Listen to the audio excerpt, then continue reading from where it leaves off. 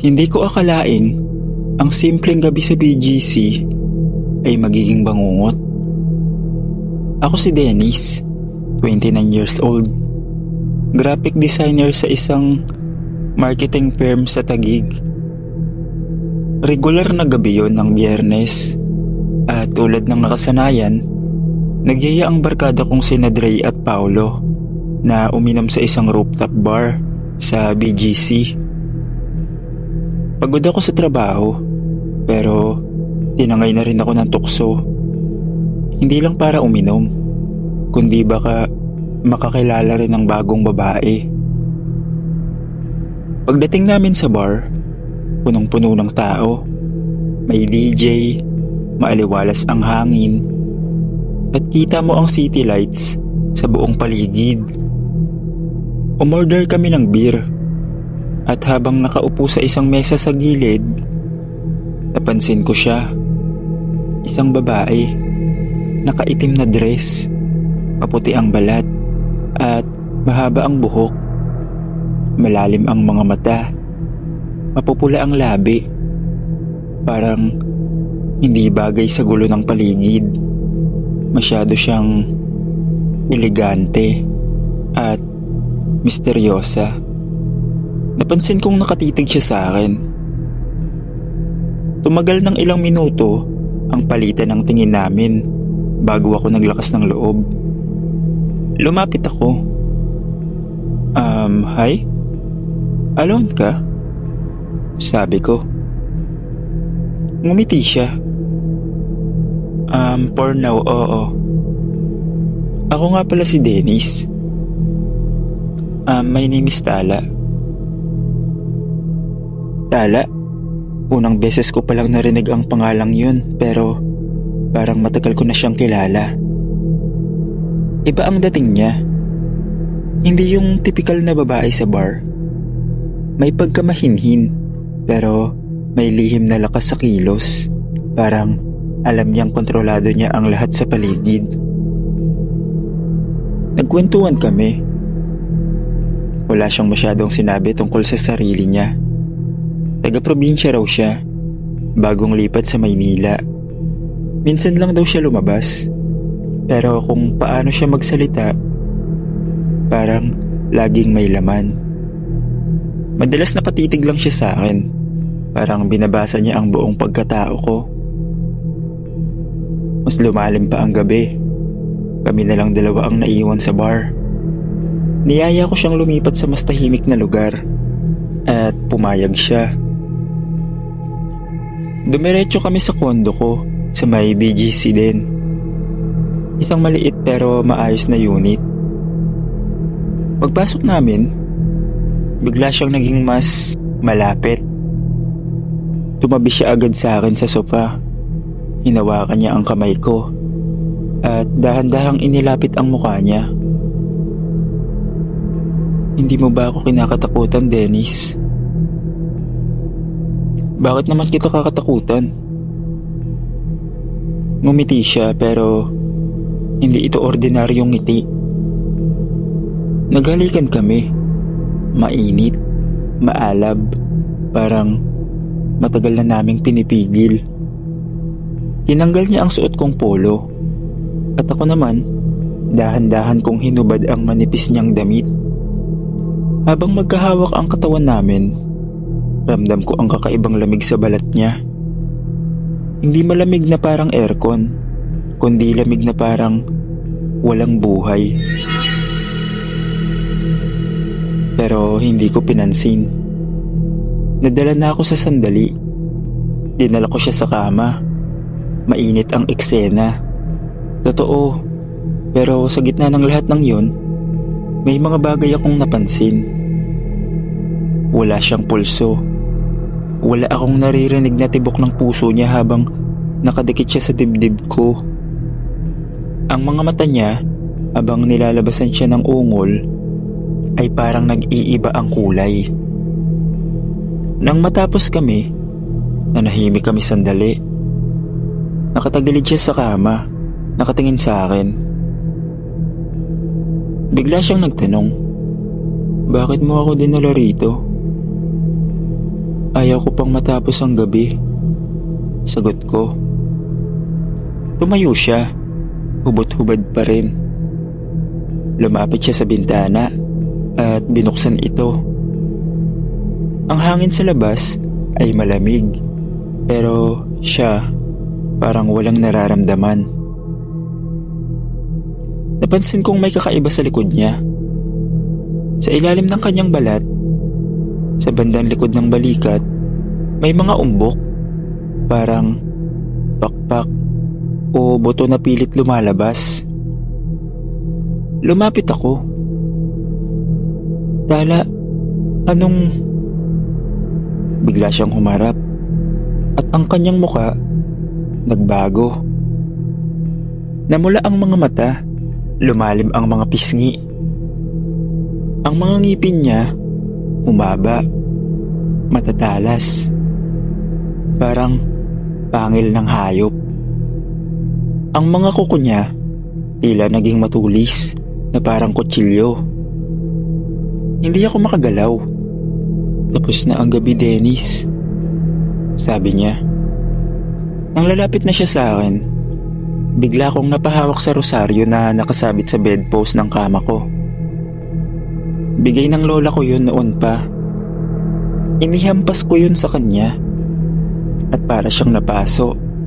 Napaurong siya, napasigaw, at biglang tumalon palabas ng bintana. Lumapit ako sa bintana.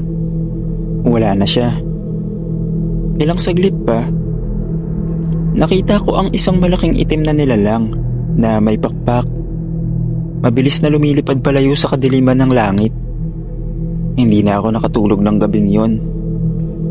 Simula noong gabing yon, hindi na ako bumalik sa mga bar. At tuwing gabi, sinisigurado kong nakasara ang lahat ng bintana at pintuan. Sapagkat minsan, sa BGC, isang halimaw ang nakausap ko. Nakasama ko sa kama. Isang aswang na ang gusto lang pala ay ang laman ko.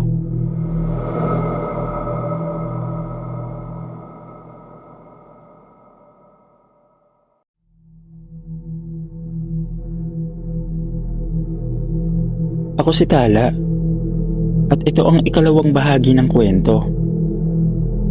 Hindi ko dapat siya nilapitan. Lahat ng tanda ng panganib, binaliwala ko.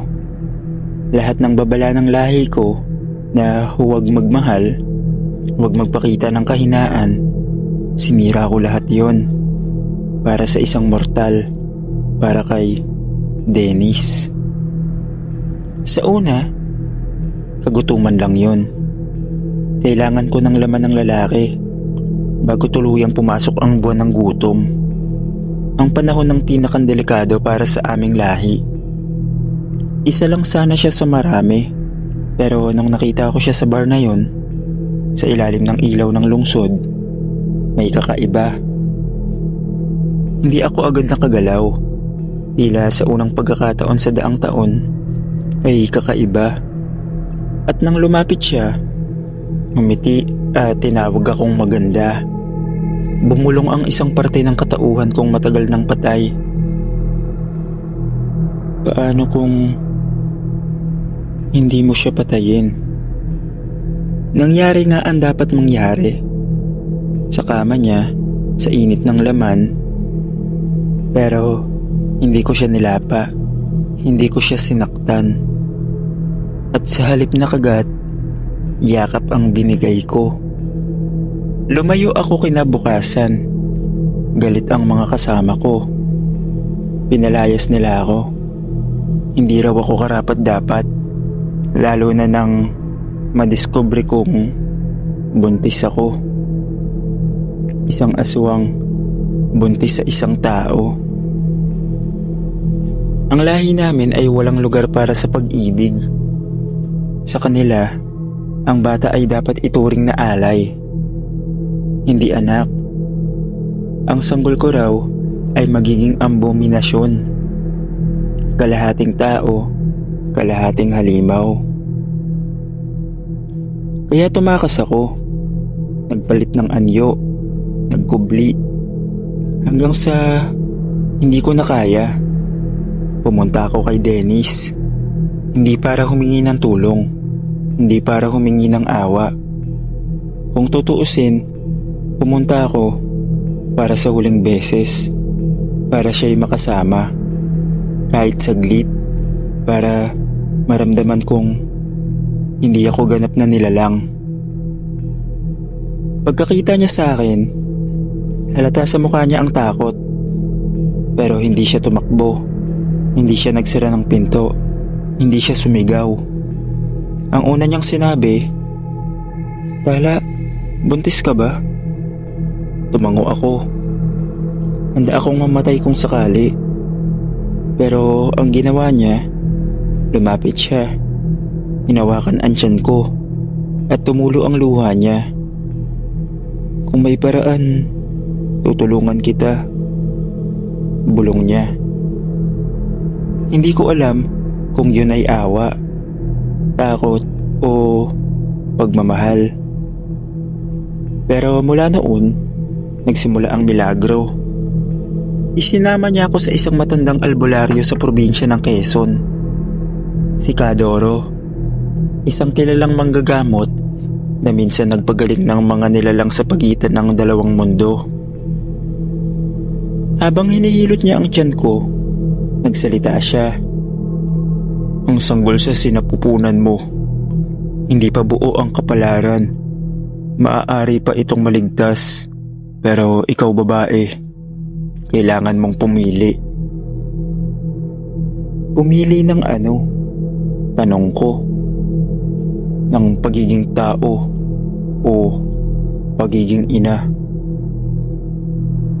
Hindi ko agad naintindihan, pero pinaliwanag niya. Kung gusto ko maging ganap na tao, kailangan ko isuko ang lahat. Kailangan kong isuko ang lahat ng natitirang lakas ng pagkahalimaw sa akin. At kasama roon, ang sanggol sa loob ko. Ngunit kung pipiliin kong maging ina, mananatili akong nilalang ng dilim. At baka tuluyang kainin ng kadiliman ang anak ko balang araw. Tumahimik si Dennis. Ako rin. Pero sa loob ng puso ko, alam ko na ang sagot. Lumipas ang 3 araw. Matinding ritual, dugo, orasyon, dasal. Nakahiga ako sa loob ng bilog na asin. Hawak ni Dennis ang kamay ko. Nagsakripisyo kami ng bawat alaala, bawat parte ng aking dating sarili. Hanggang sa dumating ang gabi ng pagsilang. Sobrang sakit. Hindi ko na kaya. Nang lumabas ang bata, buong paligid ay nabalot ng liwanag. Hindi init, hindi dilim, kundi liwanag na may halong lamig. Ang klase ng presensya na alam mong hindi normal. Si Kadoro namutla. Hindi lang siya kalahating tao. "Anong ibig mong sabihin?" tanong ni Dennis. "Ang anak niyo, hindi lang pinaghalo ng lahi. Siya'y nilikha ng pag-ibig sa pagitan ng mortal at halimaw. Bihira ito. Ang ganitong bata ay maaaring maging tagapagmana o simula ng bagong lahi." Tinignan ko ang anak naming lalaki. Maputi ang balat, mapula ang labi. Mata ni Dennis. Ngunit sa mata ng sanggol, may liwanag na tila bituin. Ibinigay sa akin ni Kadoro ang huling tanong. "Gusto mo ba manatili bilang tao?" Tinignan ko si Dennis. Tinignan ko ang anak namin. Tumango ako. Sa araw na yon, isinilang ako bilang isang tunay na tao. Ang lamig ng balat ko'y napalitan ng init. Ang mapupula kong mata naging kayumanggi. Ang mga kuko na matulis naging makinis. Pero bago kami tuluyang umalis, bumulong si Kadoro. "Bantayan niyo ang bata sapagkat sa tamang panahon, pipili rin siya kung saan siya papanig." sa liwanag o sa dilim. Ngayon, 5 taon na ang nakalipas. Masaya kami ni Dennis. May maliit kaming tahanan sa tabi ng bundok. Ligtas at tahimik. Pero tuwing gabi, tuwing tahimik na ang paligid, naririnig namin ang anak naming si Eros na naglalakad kahit tulog. Minsan, bumubulong ng salitang hindi namin alam. At minsan kapag naiinis siya, tumitigil ang mga ilaw sa buong bahay. Baka totoo nga ang sabi ni Kadoro. Pero ngayon, masaya ako. Kasi hindi lahat ng halimaw ay masama. At hindi lahat ng nilalang ay walang karapatang magmahal.